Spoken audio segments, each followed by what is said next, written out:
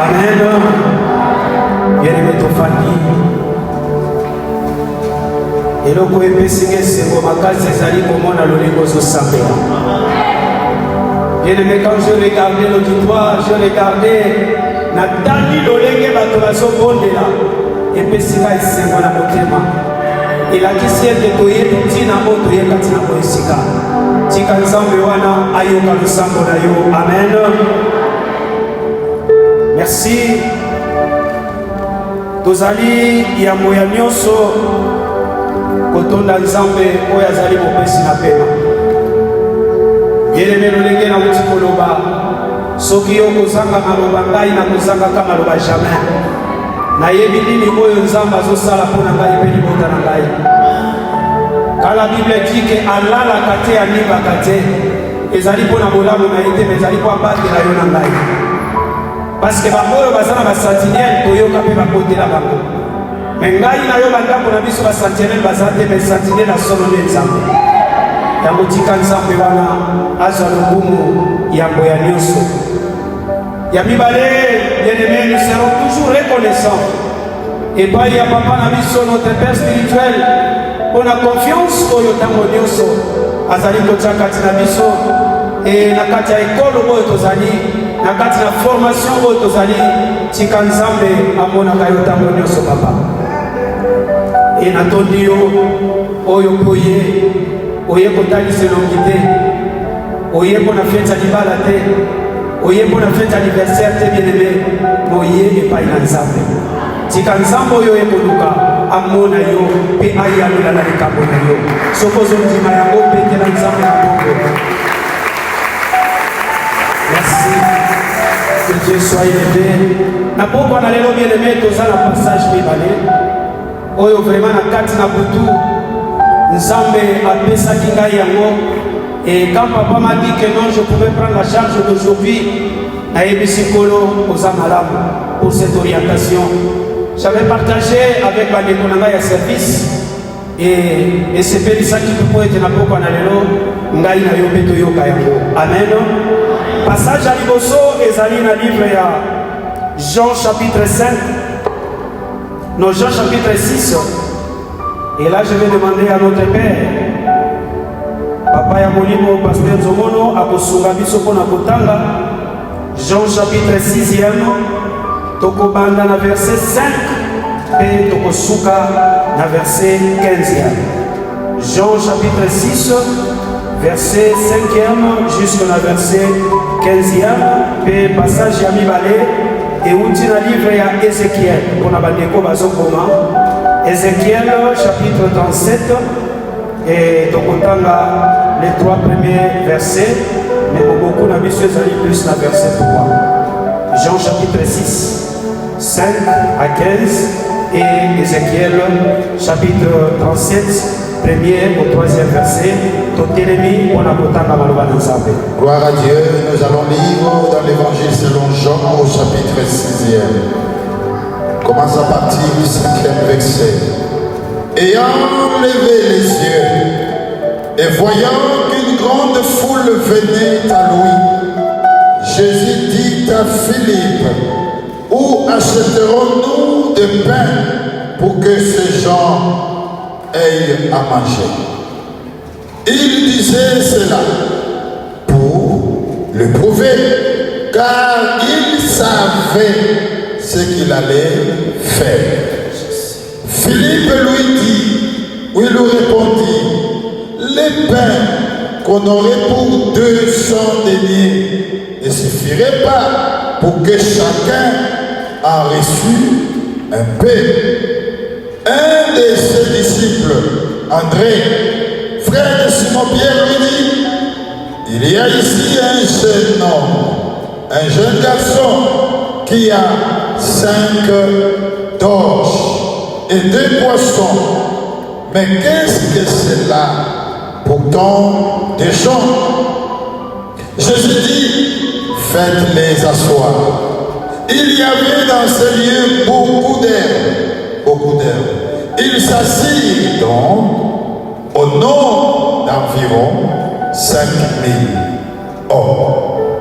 Jésus prit le pain, rendit grâce et les distribua à ceux qui étaient assis. Il leur donna de même de poissons autant qu'ils s'envolèrent. Lorsqu'ils furent rassasiés, il dit à ses disciples, ramassez les morceaux qui restent, afin que rien ne se perde.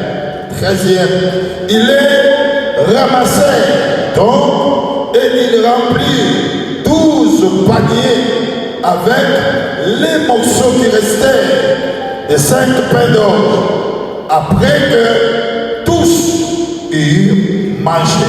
Ces gens, ayant vu le miracle que Jésus avait fait, disaient, celui-ci est vraiment le prophète qui doit venir dans le monde. Et Jésus, sachant qu'il allait venir l'enlever pour le faire roi, se retira de nouveau sur la montagne, lui seul. Amen, amen. Amen. Nous allons lire encore dans Ézéchiel. Chapitre 37, du 1er au 3e verset. Ézéchiel, chapitre 37, du 1er jusqu'au 3e verset. La main de l'Éternel fut sur moi, et l'Éternel me transporta en esprit, et me déposa dans le milieu d'une vallée remplie d'ossements. Il me fit passer auprès d'eux, tout autour. Et voici, ils étaient fort nombreux à la surface de la vallée, et ils étaient complètement secs. Il me dit, fils de l'homme, ces eaux pourront-ils revivre? Je répondis, Seigneur éternel, tu le sais. Amen. Amen. Acclamons la parole de Dieu aux familles à Congo de Jésus-Christ. Amen. Est-ce que Bandeko Souka Bazoyo Kamai? Gloire au Seigneur. Bien-aimé, c'était sous le sommeil profond que passage à Jean et Yaki Lokola Matéa. Et j'en avais parlé aussi à notre Père spirituel.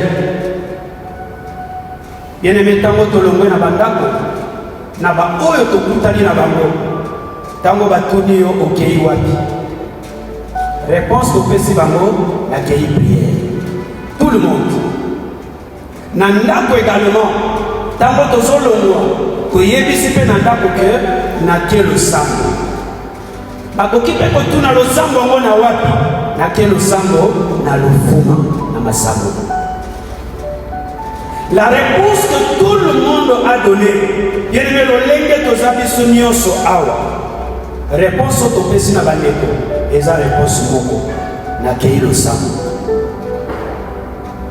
Ça veut dire que si nous comptons le nombre de gens, Otozali Katina Oyesika, réponse au Topesa Kepa Inabatu, bien aimé, c'est le 98%. Il y a réponse pour les alaki unique, Nakei Losa. Personne n'a dit que je suis allé à une visite. Personne n'a dit que Nakei Kota la Motomoko Songolo. Peut-être que Sokoza Moto, il va la prière, Ozana Posabaye, va être ensemble. Mais en réalité, du sonnion sur le légué depuis le mois qui n'a pas de madame, ceux qui nous salent ici, n'a pas de parce que n'a pas de camarades prière. C'est-à-dire la même chose que toi et moi, et c'est une observation que je fais pendant que le message Oyo n'a pas de.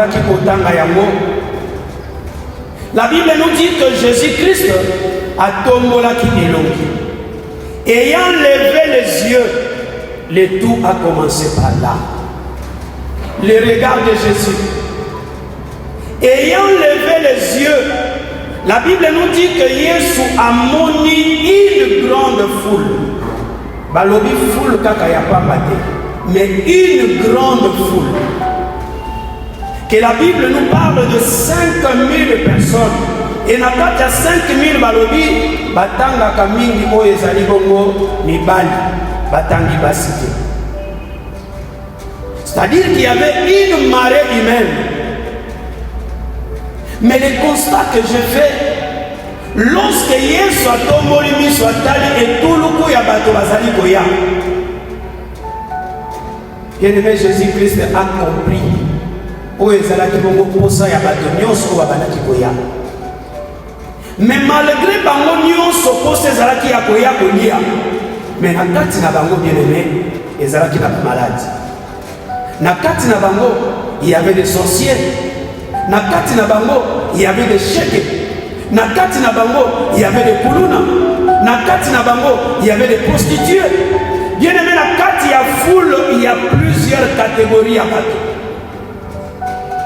Mais papa Oyo, quand il regarde cette foule, bien-aimé, Atali Oyo ezali particularité ya bangote.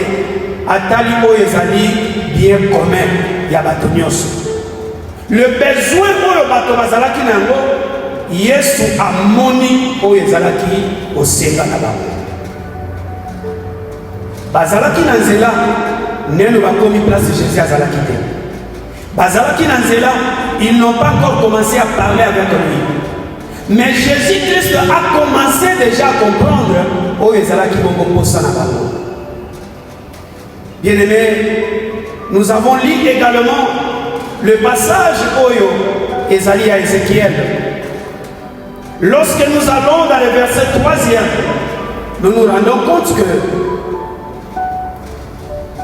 na ebandeli nango balobi l'Éternel a simbaki Ézéchiel na maboko na ye pe azali kotambusa ye azosala ronde azotalisa ye mikwa oyo deja esi ekauka banda kala.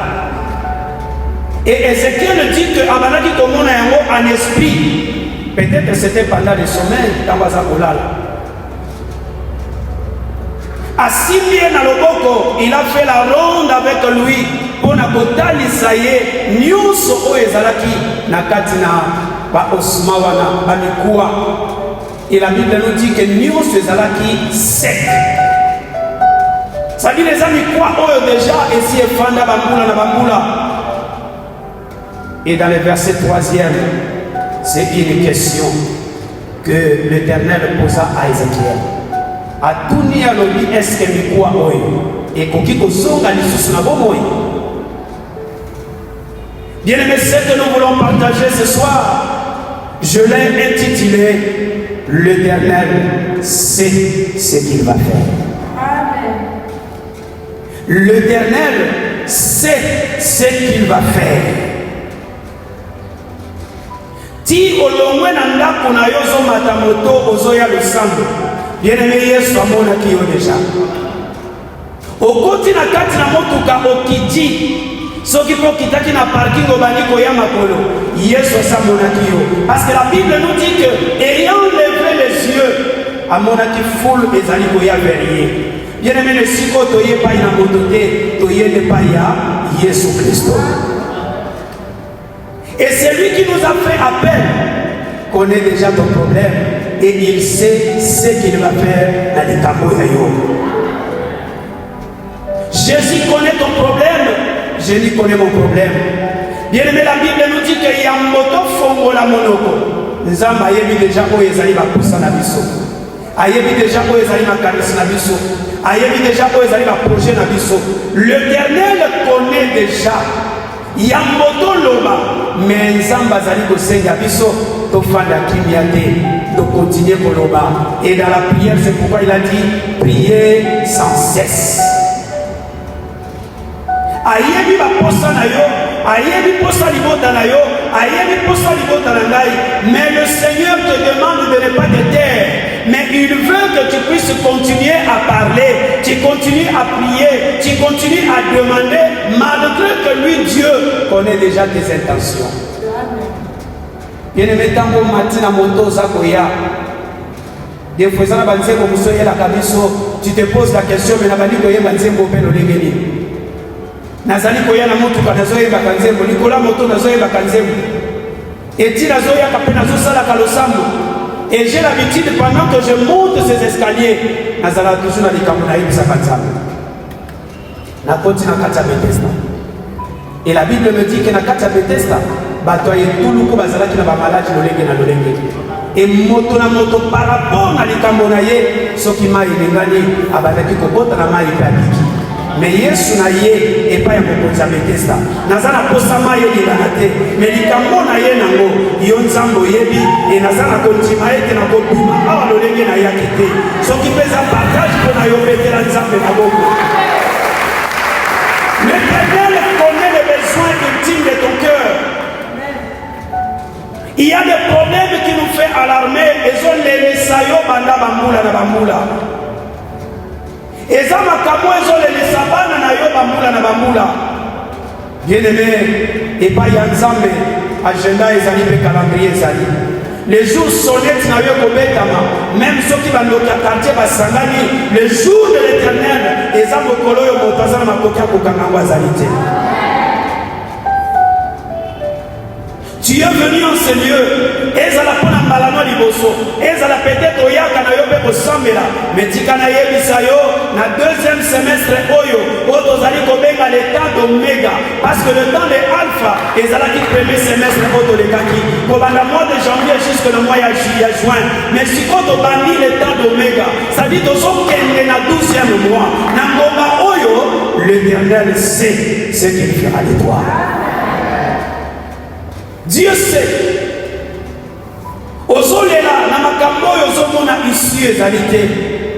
Qui viendra m'aider? Qui viendra porter secours? Qui viendra me plaider? Qui viendra contribuer? Mais dis ce soir, Nzambe, oya tambola kimiso. Bien-aimé, kaka tamba tombola kimiso, amona kiyozo matamoto pozo ya prière. Kaka tamba tombola kimiso, amona kiyozo ya na makolo pozo angi transport. Tika Nzambe wana futa ba oba tambola kimakolo. Le Dieu de récompense te récompense encore. Makolo yo tamboli yo toki na moi, bien-aimé, ezali po yeko luka mbongo epai na motote, mais tu es venu auprès de celui que nous appelons le rémunérateur de ceux qui le cherchent. Dieu connaît ce qu'il va faire dans les campos ya yo, na makambo bana na yo, na makambo ministère na biso. Nzamba yebi na temps ya Oméga. Mbula oye kosila boyete bien-aimé. Soki eza na ba oye ba témoigner baza bato lokola yo. Toi également okozanga te oye ko témoigner pour dire que réellement l'Éternel m'a secouru. Bien-aimé, ma solo ya bato nyonso babika na Bethesda toyoka lisolo na bango te.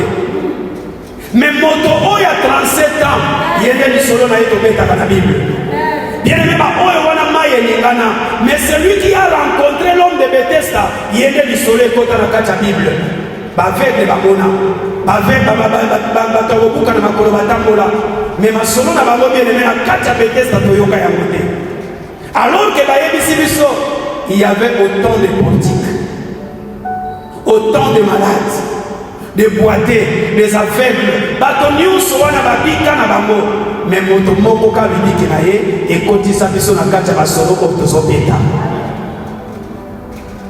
Bato akotanga makila na ntango wana bien-aimé bazala, mais eza na mwasi moko kaka oyo ntango alobaki le jour oyo nakosimba kaka pan ya elamba na ye makila oyo ekosila. Bien-aimé, bato makila bazala, mais oyo wana lokola foi na ye elekaki akota na kati ya Bible tozolobela ye lelo.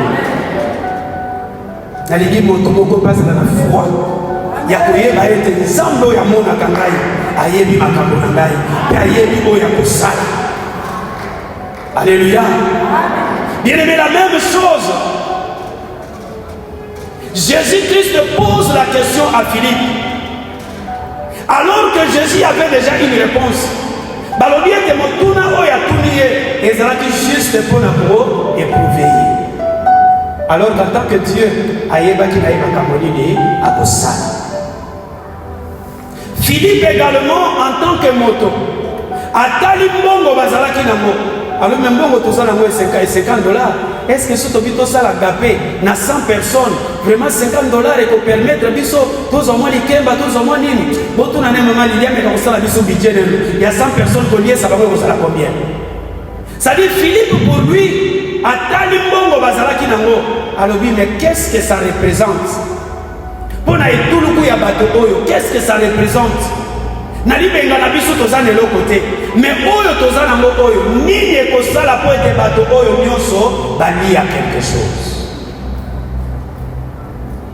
André à son tour ayoki, alors non, moi je connais, na esiko tozali, ezana mwana moka mobali, mwana oyo azana mwa lipa, azapena mapa, azana misi.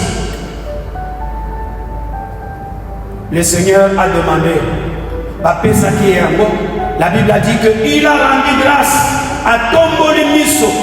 Le secours ne viendra que auprès de l'Éternel. Miso n'a été que sous 5000 personnes étaient. Mais le yeux de Jésus était encore levé. Et pas il y a Oyo Azana Makoki, il y a Kokomi Sama Pawana Ekomamine. Il y a Kokomi Sama Paoyo et se multiplier pour que tout le coup il y a Batu Oyo Bafani Bali a Pebazana Bassasi. Balobi, il savait déjà ce qu'il allait faire. Ayeba qui n'a déjà réponse ni Oyo a réservé qui et pas Yabandeko Oyo. Mais à tout niveau tournant, juste 4 capons pour éprouver Bango. La même chose dans Ézéchiel. Dieu tient Ézéchiel par sa main, il fait la ronde. Azotali saye, tala makambo na yo, tala ba situation oyo, tala makambo oyo, tala libala na yo, tala bana na yo, tala condition mobali na yo, tala ba projet na yo. Oza sirke makambo oyo ndenge na talisi yo. Nyonso ekoki kozonga na bomoi. Bien-aimé, soki yango ezalaki mikwa, lelo nous ne parlons plus des ossements. Aujourd'hui, nous parlons des mariages. Aujourd'hui, nous parlons des enfants. Aujourd'hui, nous parlons de nos projets. Aujourd'hui, nous parlons de la pauvreté. Aujourd'hui, nous parlons. Tout ce que Tangozota la Libota Nayo, de génération en génération, tu te poses la question, est-ce que Libota Oyo, Tokomona Lisusu gloire ya Nzambe? Peut-être pour ce tourna motuna wana. Otali bakoko. Otali génération elandi, otali bino ba maman, otali bana tozobota, olobi mais finalement, est-ce que ya malonga ekoki kobima lisusu na kati ya libota oyo? Nathanaël avait répondu cela. Nathanaël avait dit à Philippe, est-ce que ezali neloka malonga ekoki kobima na kati? Lorsque Philippe lui dit, nous avons rencontré le Messie, est-ce que l'homme malamu ekoki kobima? Bien-aimé, peut-être famille na yo basi bachola yango pe bafinga. Peut-être komona bana na ole bazokola bafinga pe bango bachola ka bango. Est-ce que na kati ya libota oyo ya malonge ekoki kobimawa? Est-ce que diplômé moka koki kobimawa? Est-ce que un docteur akoki kobima awa? Est-ce que licencié moka koki kobima awa? Bien-aimé, ba famille na biso echolama pe fingama. Soki ayoni no balobi te me yangai na sina yoka. Batali bandeko nyonso babalaka te. Batali ba oyo bazana bana bazemisa bango de vivre na kati ya lopango. Maintenant balobi est-ce que na kati ya libota oyo. Parfois si un homme vient na kati ya libota balobi atuna kite bisika ke kokota. Peut-être la famille finga mapelo lengewa. Mais ce soir, bien-aimé, l'Éternel sait ce qu'il fera. Nzambe atuni Ézéchiel, est-ce que ni quoi oyo lo lengo moni yango et koki kozonga na bomoi? J'aime la réponse de cet homme, la sagesse qu'il avait. Oh, ce qui t'a dit motuna oyo bien-aimé, c'est la même manière ndenge Yesu atuna ki Philippe. Tokoki kozonga mapa wapi pour tolier sabatini sokoe. Or, lorsque l'Éternel pose la question à Ézéchiel, ayebi ke yende motoza mokonzi ya nyoso, ayebi ke yende motapesa kapema, ayebi ke yende motapotsa makila na nzota moto, ayebi ke yende motatambusa kamisisa pe makileleka. Il pose la question à Ézéchiel. Ézéchiel ayebi si alobi Seigneur, c'est toi qui le sais. yonde moto yebi ngai na yebite na likambo libota na ngai nzambe yondo yebi ngai na yebite na likambo bana na ngai yondo yebi ngai na yebite na ba projet na ngai Seigneur yondo yebi ngai na yebite na santo ya ngai yondo yebi ngai na yebite. Bien-aimé, je me mets debout. Kaka ndenge tozobonde là, ce que j'ai ressenti na kaka nzoto, personne n'a compris cela. Donc nayoki ne sika oyo on dirait quelque chose va poignarder ngai. Je dis na simi pendant le bon aussi avec quelqu'un à checker attention à kokai de. Je dis Seigneur, fais-moi grâce. Je sais que j'ai été racheté par toi. Na mongote, na orte, mais makila yesu de sobagai. Si ça peut passer comme le pleuve, pour que maloba oyo na loba yangote, Seigneur na ebite na motsa ma solité. Je sais que tu me donneras la victoire. Et quand nous avions commencé à chanter, yamona senga ki ba dekotoye ba nzembo. Et là, je me ressens comme rien n'était. Le coup de l'autre côté. Mais alors que quand j'étais là, je me demandais, est-ce que na côté les m'appelle à Moloba? L'Éternel sait ce qu'il fera de toi. Il sait ce qu'il fera de tes enfants. Il sait ce que sera notre ministère. Ministère oui. Nzamba yebi déjà lobi nango. Nzamba yebi déjà oye kokoma lobi. L'impact que le ministère oye kozala nango na kati ya Kimpese. Bien-aimé, toza lelo tokokoma lobi, mais mikolo ezoya toko témoigner yango. Lorsque l'Éternel est derrière quelque chose, dans mon zombe ni azali mobandi ya likambo. Bien-aimé, zali pasi po ete loko wane kene na déclin. Ba oyo babanda biloko na sentiment na bango, po nazala posa na sala. Bien-aimé, parfois kokende nango ezalaka malamu te. Mais ce que ezali mbela ya nzambe, tu le fais avec passion et ça sera sans effort parce que l'Éternel sera avec toi. Amen. Bien-aimé, nzambe na biso liaza na biyano pe ayebi nini oya kosala. Tosala mabondeli ya befabokoti na bozindo, vous voyez la sœur pleurer, vous voyez un frère pleurer, omoni moto akiti na se azolela, oyo ezolelisa ye mokondi ayebi. Maya miso ezotanga, bien-aimé, il n'y a que Dieu qui connaît la valeur et l'explication. Ya maya miso etanga. Ézéchiel a pleuré. Nzamba mona ki maya miso na ye. Azongisaki Esaïe. Esaïe akomaki na courte tel que la Bible nous dit. Akomisi alobi zonga kende koyebisa ete losambo na ye na yoki yango. Soki bato bakoloba te nzambe na biso ezaka ya tikotake te, ya Ezekiel ezalaki ya tikotake. Il a dit à Dieu, souviens-toi de moi. Je marchais devant toi d'une manière intègre. Bien-aimé maloba oyo bimaki, nzambe atali pe mosali na ye, alobi réellement oyo ezali parfait de bonne odeur. Il a fait retourner Esaïe pour na koyebisa ye le sambo na yo nzamba yoki okokufa lisusu te. Et Dieu ajoute encore 15 ans de plus. Bien-aimé baloba okokufa, baloba ngana kokufa. Na kati ya baliste na bango batia bakombo na biso. Na kati ya famille na bino peut-être makele bape bandoki ezali. Mais sache que nzambo ya simba yo moto akoyiba yo azate. Okokota hôpital okobima. Bamoni okota hôpital na kati ya maladi ya makasi mobimi. Parce que celui qui te tient par ta main, yende wana zali mobuni pe moloto. Betela nzambe mabogo. Il est celui qui connaît ce qu'il va faire. Na kati ya butu lolenge tolala ka bien-aimé. Des fois la moise na nzoto yedi yango lisusu te. Moi, nous avons peut-être qui avait un enfant. Moi, c'est ça, peut-être pas. Mais ça,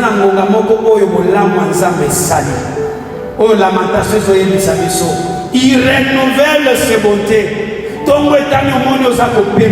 Tongo etano mono za koloba. Tongo etano mono za makasi na nzoto. Tongo etano sukoli pozu makokia kokende mosala. Bien aimé za ni na makasi na yo ni ya baboti. Je l'ai déjà dit ça une fois ici. Na tongo na lamuki bien aimé na fandi na salon, voir comment les enfants battent les bases wa mai, bakota na douche basukola, basalani na ebisika nzambe Seigneur. Na kokaki kolala balobi oui, tolali na papa lokola sécurité. Mais qu'est-ce que je fais pour que bano bala mukana tongo? Eza bobele ngolo na yo. Alors lolenge tongo etani, lolengo pesi bango makasi wana, zala na bango na longera journée. Dieu sait. Kolela lisusu te bien-aimé. Tant ya kolelele ki. Recommande ton sort à l'Éternel.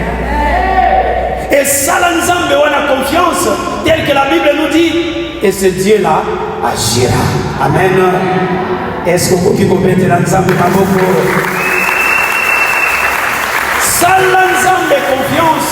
C'est ce que Dieu attend de toi, c'est que Dieu attend de moi.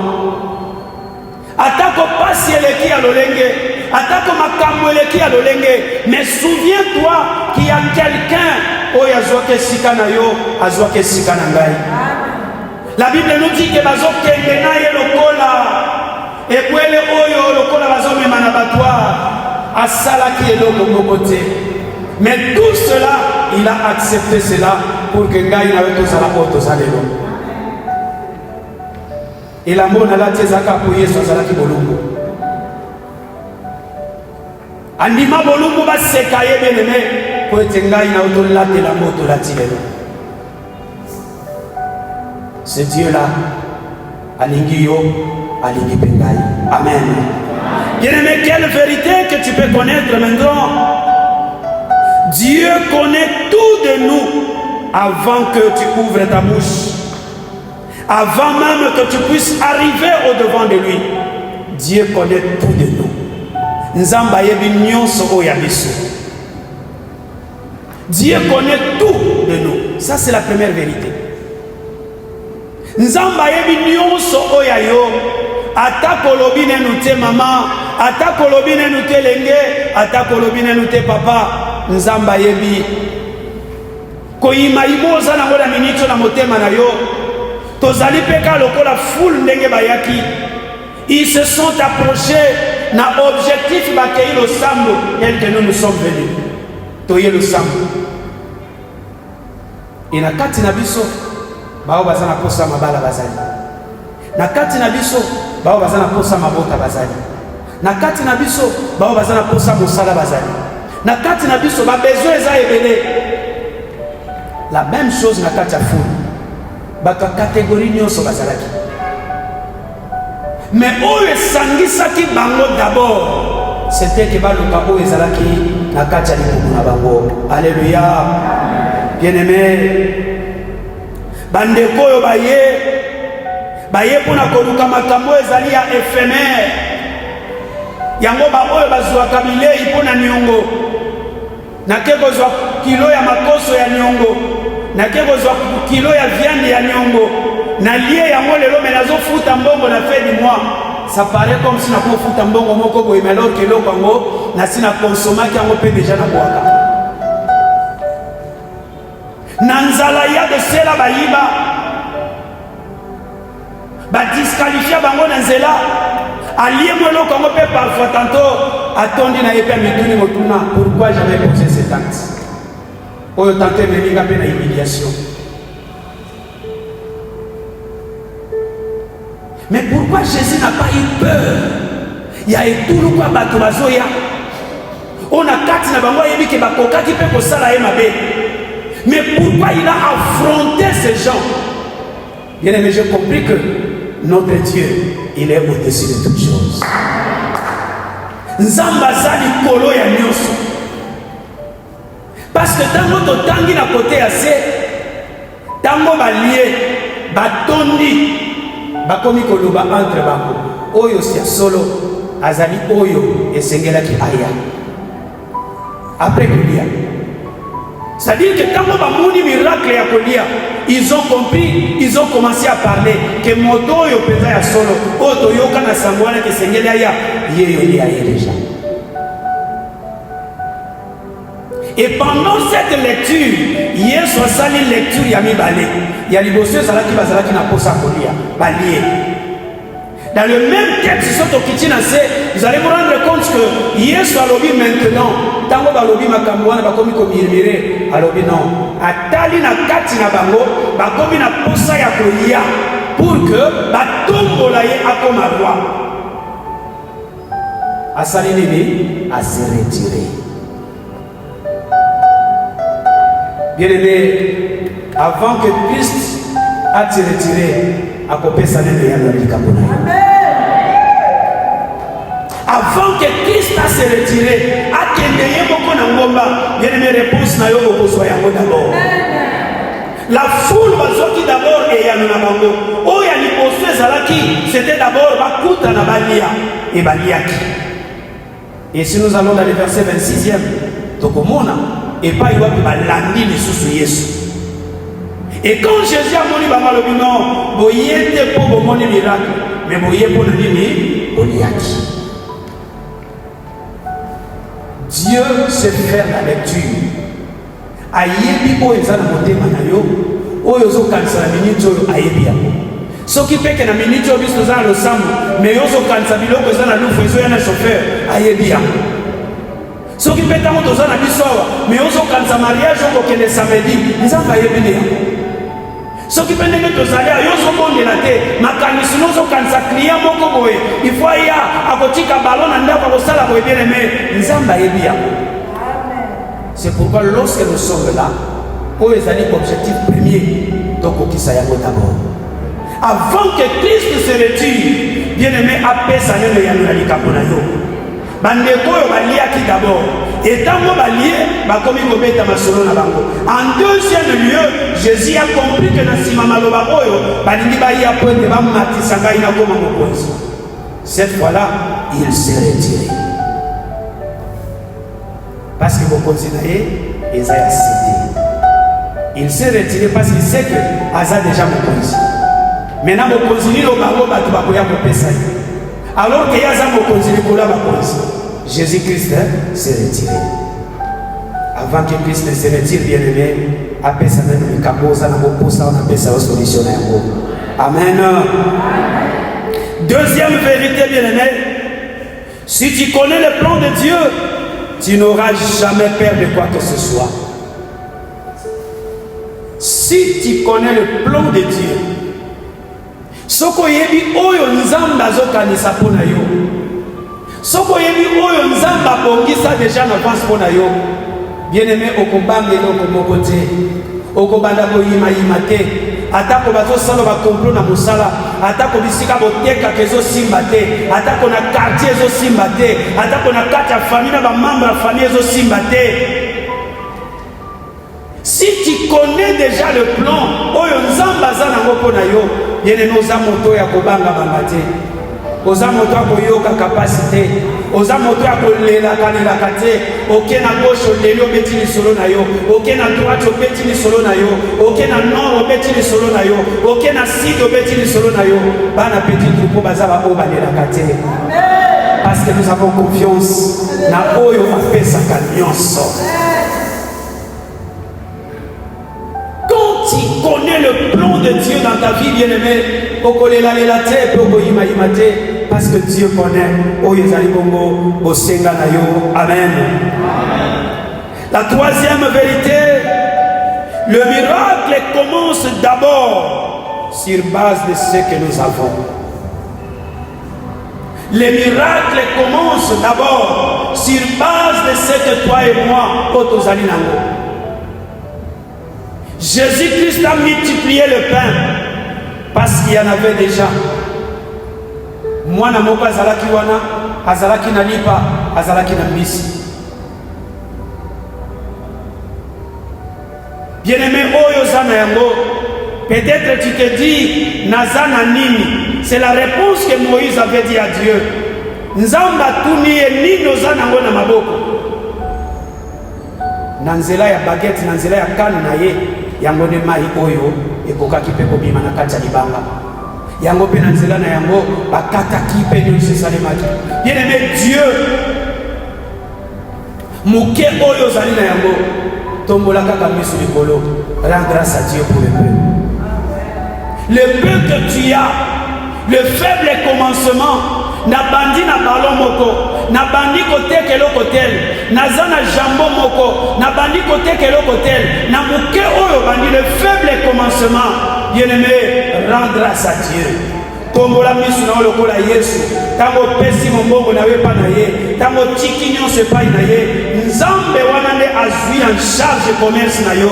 Pe bien aimé, bambula eza kokende, basemele eza kokende, bato bakotonga, bato bakoloba totekaka fufu na ye, me mpo nani fufu na ye kaka basombaka mingi, totekaka mbisi esika moko na ye mpo nani kaka ye basombaka mingi. Lorsque tu associes Dieu dans ce que tu fais, lorsque tu propulses cela, au tiki nzambe a géré oyayo, bien aimé, le lendemain sera plus que meilleur. Yango oyo sanango o négligé yango te. Na yeba ka petit moko na parking, ça doit faire autant des années. Moi na moka mokie, ayebsinga papa, na manda okeleki. Ayebsinga na sana posaka ka ya cirage.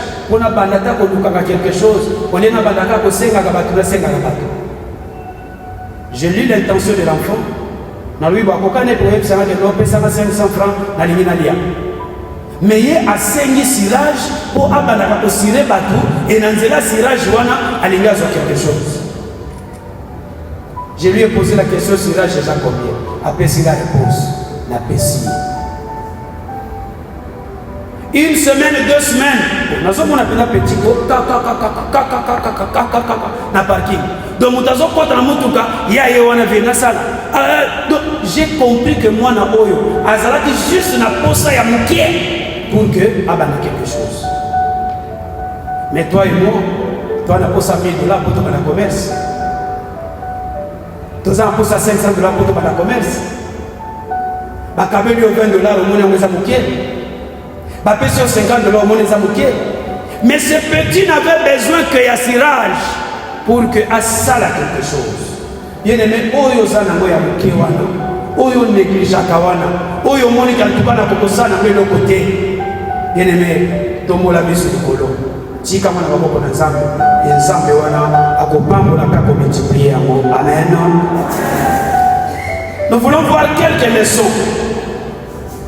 Ça, nous avons vu 3 vérités autoroutiques au Tanga.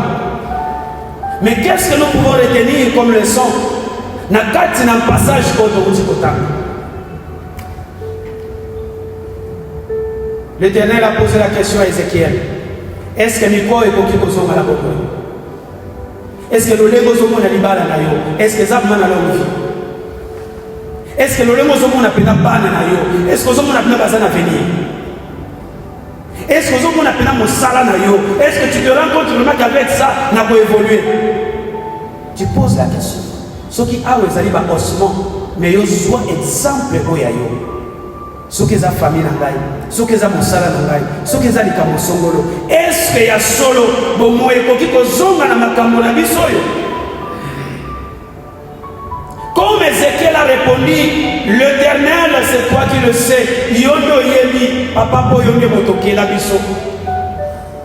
Et aujourd'hui, dans Malobana, le projet que tu as pour nous, c'est le projet de paix et le projet de bonheur. C'est que nous avons aligné les missions m'abêter. Ce qui m'a besoin comme toluka totuna, totala lolenge na biso kotambola, totala tututu na biso, totala la famille na biso, totala. Lorsque le mal est arrivé chez Job, bien aimé ma camarade na ye, ba yebisi ya balobi et exerce d'abord un peu, essaye de poser la question na ba koko na yo, ce que za na makambo moko te salema o ezali ke yo le lozo sidi ko. Ba yebisi Job. Est-ce que ma camoto zokuta na ngolelo eza musisa moko te o ezo réclama kabiso o ezo benga kabiso tozo vivre lokola to ya kotika bato na sena tango mais alors que moi ezo bima bona biso nyoso. L'Éternel, tu le sais, Nzambe yo yebi. La première leçon, c'est quoi que nous pouvons tirer? Leçon Yaliboso bien-aimé, je l'ai intitulé rien ne surprend à notre Dieu, mais tout est arrêté en avance. Rien ne surprend à notre Dieu. Et l'autre mon côté kokiko kamusa et kokiko surprendre Nzambe na biso. Mais le tout est arrêté en avance. C'est-à-dire qu'il y a un moment où Salema, Nzambe a déjà un plan, solution par rapport à Makamouane. Rien ne surprend à notre Dieu. Et cette phrase-là, je reconnais un professeur.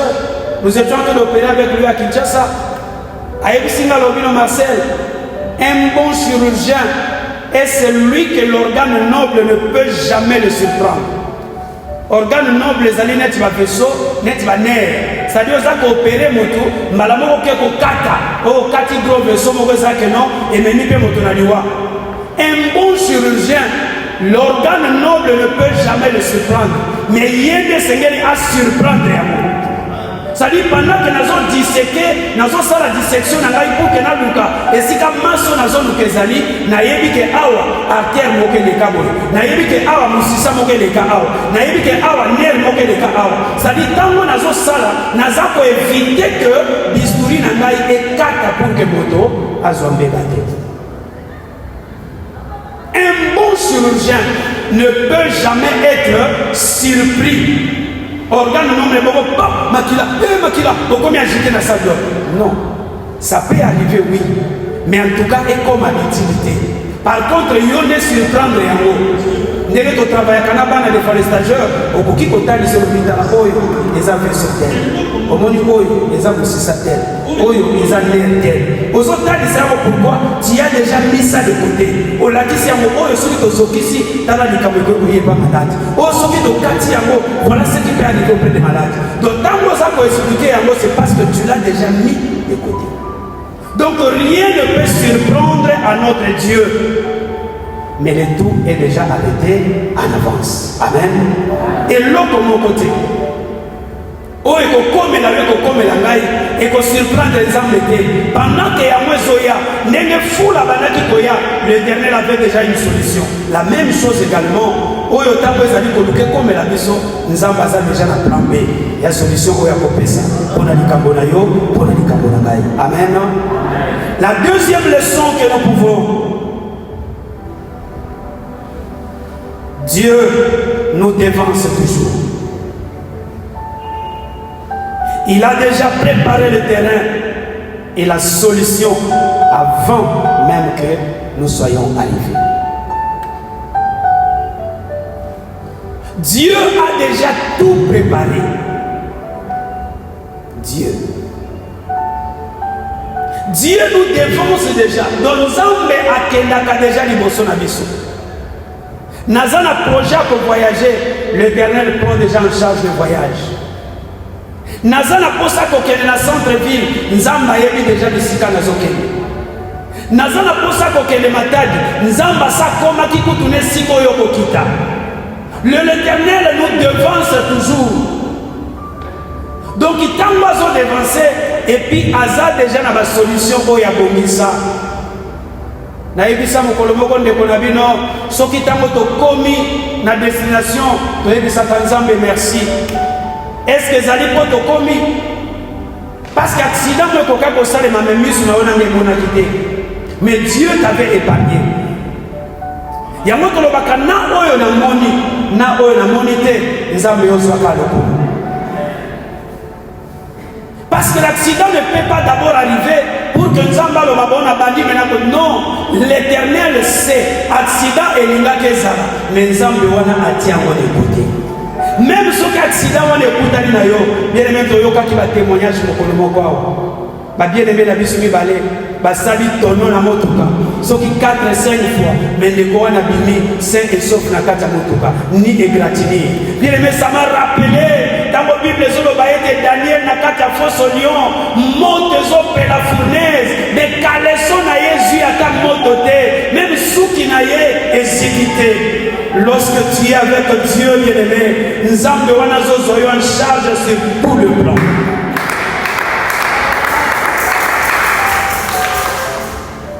Basala makita, basala ba complot, mais osa ya bangote, tu osa les mise à part. Na mosala ba comploter, tant mieux, tika bango basala. Les oués de Dieu, basima ka bangote. Mosusu azomona bazokende azonimba un peu, il a demandé qu'il a changé un peu place. Or que bisika azokende wana bien-aimé, accident bazokende kobeta.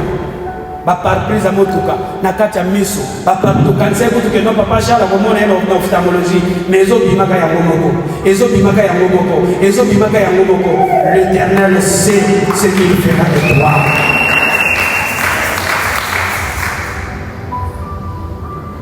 Il dévance toujours.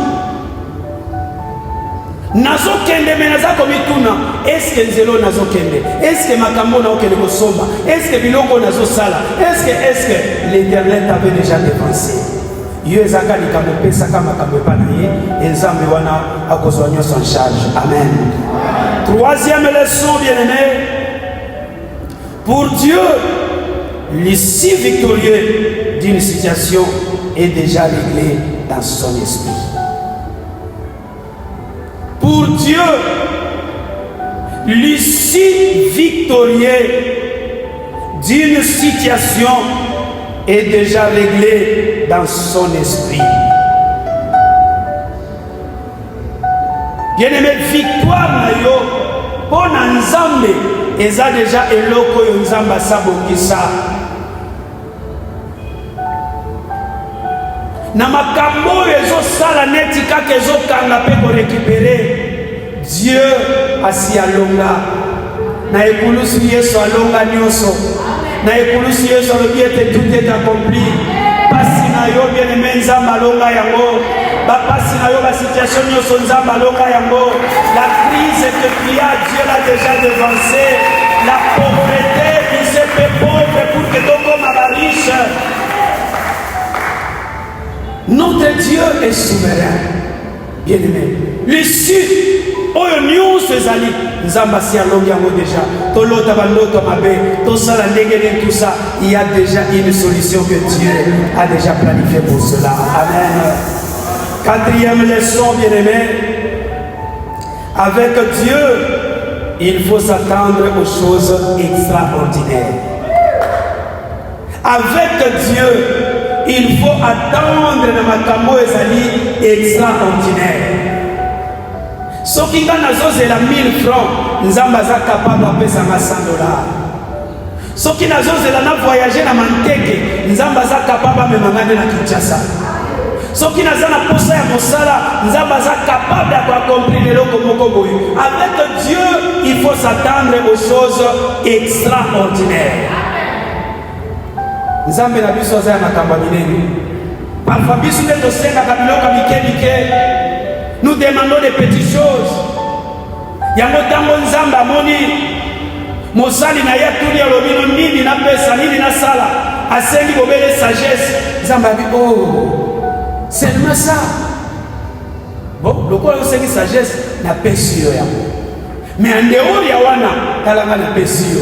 Talaonga na pesi yo. Talaonga na pesi yo. Bien-aimé, c'est pour dire que notre Dieu azali oyo nyonso akosali la biso makambo oyo ekoleki la mayele na yo. Lorsque j'attends le peu, mais l'Éternel fait le contraire. Lorsque j'attends le moins, mais ce Dieu me donne plus que ça. Pendant que Nazako se sous-estimé, Nzamba zobongisa ya minene. Oh, il y a un moment donné, tant que vous êtes là, non, ces postes-là, en tout cas, on a coquille de l'humanité. Et vous connaissez votre chose à la laine, on a mécané pour faire des rêves, tout ça. Alors que l'Éternel te prend, dans Juge bien-aimé, lorsque l'Éternel appelle, moi, na oyo, vaillant héros, il y a le non, vous êtes trompé l'adresse. Moi je ne suis que le moindre. Donc bangonde sengeli ne bazala au moins mais ngaide. Bien-aimé, quand Dieu te pointe le doigt, ayebi makambo nini esekela sala kati na yo. Yango na kati ya mabota, parfois mwana moke akoki komema likanisi opesali etongi mboka mpe bongisi mpe makambo. Ne te sous-estime pas, parce que quand il y a Dieu, il y a des choses extraordinaires. Oyo moto koki kosala mpe libota bakoki kokamwa. Amen. Il y a toujours des choses extraordinaires. Bato oyo baye baliaki batondi pe biloko etikali bisika ya koye ezalaki lisusu te. Et Jésus-Christ avait ordonné bolokota bandamu nyonso etikali botia na bapani. Posa na bango bayaki nango ezalaki déjà kotonda.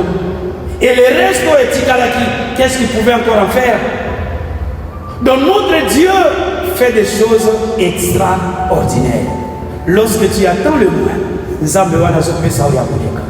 Lorsque tu attends, motazo senga libala, osengi no libala, mais Nzambe azopakisa na libala na mabota bala boko.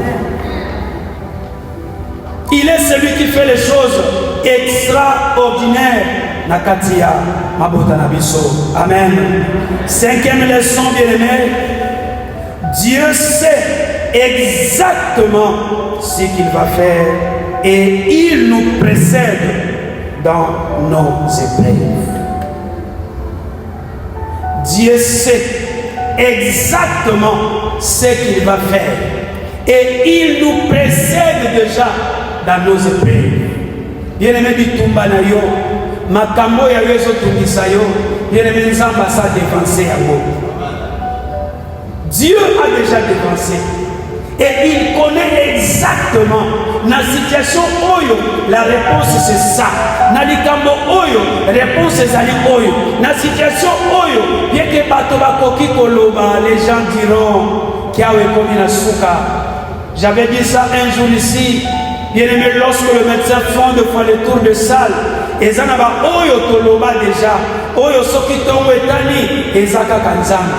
Oyo ndenge ezali ndenge tokei, koya na biso lobi, tondimite tokokuta ye. Il y a des paroles comme ça. En tant que médecin, au sali tour de salle, au pesi oyo kokai kopesa, au lobi non, na oyo to sali, moi non, en tout cas soki lobi to kuti ezaka chance. Mais bana moya bongo, oye lobi okuti, oye sima lobi okuti, sima lobi okuti, au signé pe dossier na à l'hôpital. Et jusqu'aujourd'hui, aux hommes la moto yo kanisa ki kazo kende, mais tu le vois en train de marcher, mais dans cela peut sur côté docteur bonjour.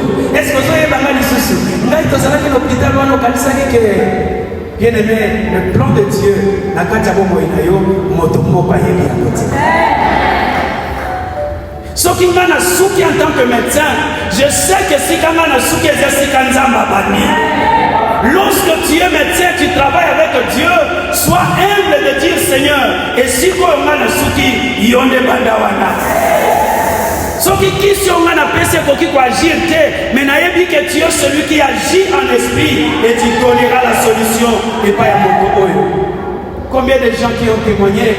Bamisuba gynécologue balanda bango bazolandela gynécologue en tout cas na pesi nyonso na kokaki kopesa amemoni ka komi na suka mais pendant ka komi na suka wana Nzamba bali mena ko opérer. Il voulait pas que le gynécologue atumba lo bakela ba aboti pour ngai mais Nzamba ya pesa kama bota il vient visiter et a Dieu pour moi la kati ya nzoto mwasi et moi na wana pesa kuda azokola pelelo. Il est le Dieu. Il connaît exactement. Bien-aimé, laissons Yasuka. Notre Dieu maîtrise chaque détail de notre vie. Il maîtrise chaque détail de notre vie. Et il prépare également une solution, même dans le lieu incapable. Même dans le lieu incapable. Un lieu sans issue. Tokobima wa ndenge nini. Bien aimé, lorsque na tala vidéo, oh balobi ete mer rouge fungwama. natali ndenge nzambe akomisaki butu na ka moko mpe atiki moi na ka mosusu. C'était une façon pour la kisabana oyo na longolaki bino na Égypte ezalaki mpona boma bino te, mais c'était pour votre bonheur. Mais ntango Égypte atali, Israël atali, amoni Égypte azoya na bachar de combat, amoni basoldat, amoni bachevaux, mpona na Israël amonaki ti awa esili. Mais alors que notre Dieu akomaka na suka te, ntango okomi na suka tiela nzambe motema. Bien-aimé, combien de fois baswanisa Moïse? Mais Dieu a compris que les Sika Oyo, les choses sont devenues incapables, les choses sont devenues impossibles. Bangoyo baza déjà awa. O bakoko nikata obimoko pan ezui bango nyonso bakufi. Nzamba lobi OK, vous allez voir ce que je vais faire. Beaucoup mona ona osala. Les Égyptiens que vous voyez maintenant, vous ne le verrez plus jamais. Parce que les autres qui sont les lots bien-aimés, au commun à moi les sous-soutés, maternité aux autres qui sont les lots, au commun à moi les sous-soutés, turbulence aux autres de la famille à les lots, au commun à moi les sous-soutés, malade aux autres qui sont les lots, au commun à moi les sous-soutés, parce que l'Éternel a besoin de charge dans yango et il te donnera ce que ton cœur désire. Acclame le Seigneur, l'Éternel s'envoie dans la porte, poussant des cris de joie, parce que le celui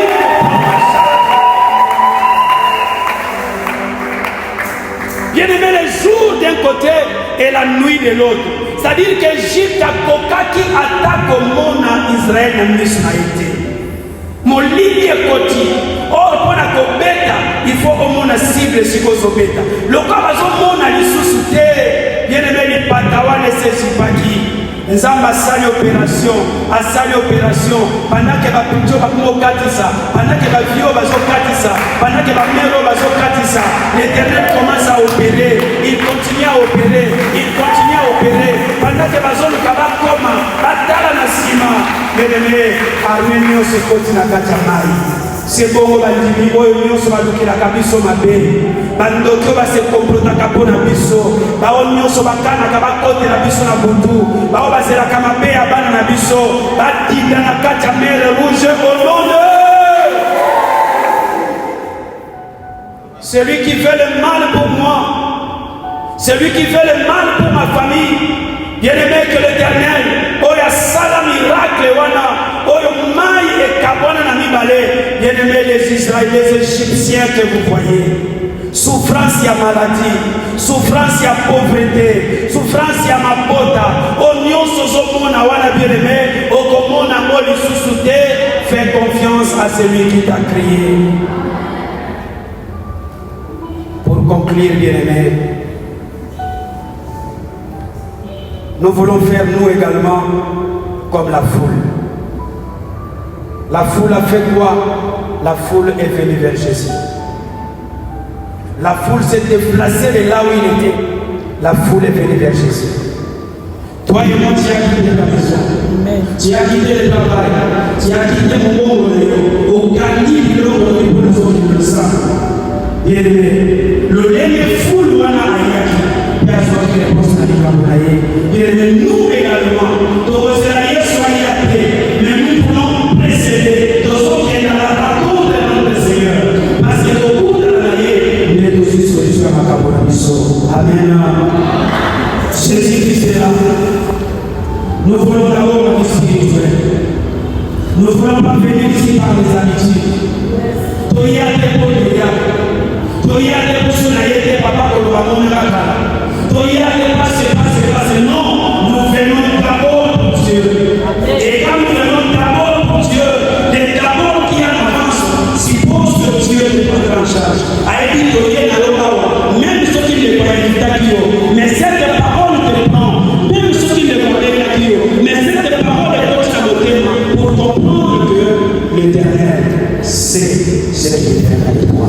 Que Dieu bénisse sa parole. Amen. Et nous vous prions ensemble.